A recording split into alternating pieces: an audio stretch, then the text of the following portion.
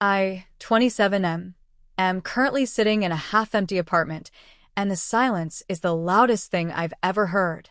2 weeks ago, I was looking at engagement rings. Today, I'm looking at a digital paper trail that would make a forensic accountant weep. This whole thing blew up because of one Instagram post, a shared tablet, and the sheer audacity of a woman who thought she was too smart to get caught. I'd been with my fiancé, 26F, for 3 years.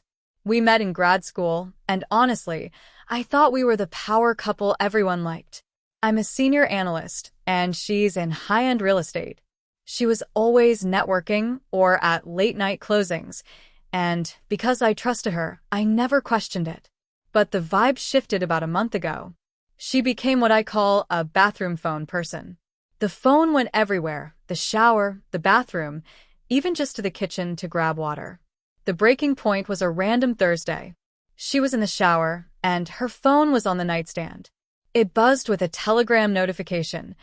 Can't wait for tomorrow. Your place or the usual? I froze. Then I saw it. She was using her Apple Watch in the shower to remote delete the messages. I watched the notifications vanish in real time. When she walked out, I asked her who the usual was. She didn't skip a beat. She called me insecure, toxic, and told me I was literally hallucinating. She spent the next 3 days gaslighting me, telling our mutual friends I was having a mental breakdown and becoming controlling. She forgot one thing, though. We had a shared tablet for our home security system, and her personal cloud was synced to it. While she was out at a client meeting that Saturday, I opened that tablet. It wasn't just an affair. She was sleeping with my boss. My 50-year-old married boss. The client meetings were at his vacation home. The late-night closings were hotel rooms booked on my company's corporate card. But it got worse. I found a thread with her best friend where she said, "He's so clueless. I'm just staying until the bonus clears in March, so I can move into the condo the boss promised me. I deserve a lifestyle he can't provide." I didn't confront her right then. I felt this cold, weird clarity. I spent 6 hours downloading everything. GPS logs from our shared car, timestamped texts and photos. Then, the universe handed me the perfect opening. She posted a selfie looking radiant with a caption, "If you can't trust your partner, you don't deserve one," and hashtag 128175. Real queens know their worth. Moving on from toxicity. She was trying to frame the breakup before it even happened, making me the untrusting villain. I shared her post to my own feed with one word: facts. Then I changed my status to single and blocked her.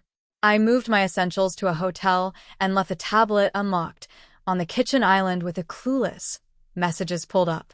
My phone melted down. She tracked me to my hotel using our shared Uber account and showed up screaming. She didn't apologize. She actually told me that if I didn't delete the post and apologize publicly, she'd go to the police and claim I was stalking and abusing her. She said, "My client has more power at the firm than you. One word, and you're blacklisted." That was her biggest mistake. Under New York law, filing a false police report is a crime, and I had my phone recording the whole conversation. Also, since I'm an analyst, I know how to follow money. I went to the office on Sunday and used my keycard. Since I had the dates of their meetings, I cross-referenced company expense reports. My boss was billing consultation fees to a shell company registered to my fiancé's sister. They were laundering kickbacks from real estate deals through my firm. It was hundreds of thousands of dollars. I sent the whole digital dossier to the chief legal officer and the board of directors, BCCNG my lawyer.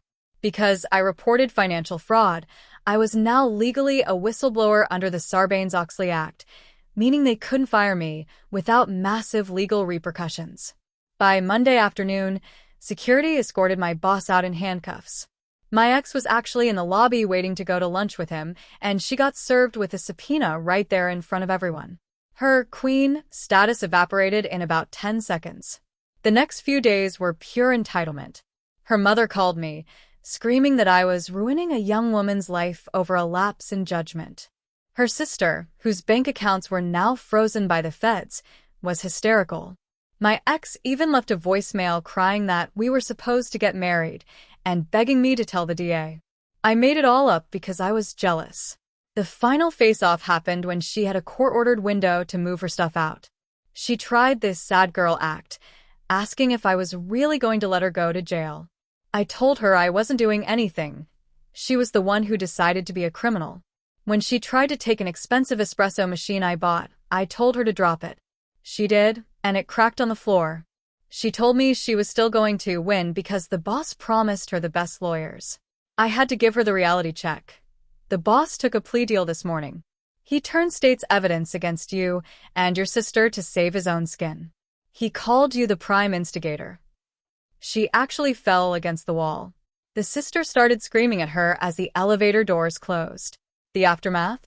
She's facing grand larceny and fraud charges. The firm actually promoted me to a lead oversight role with a 30% raise to keep things quiet and clean. I sold the apartment and moved to a new city.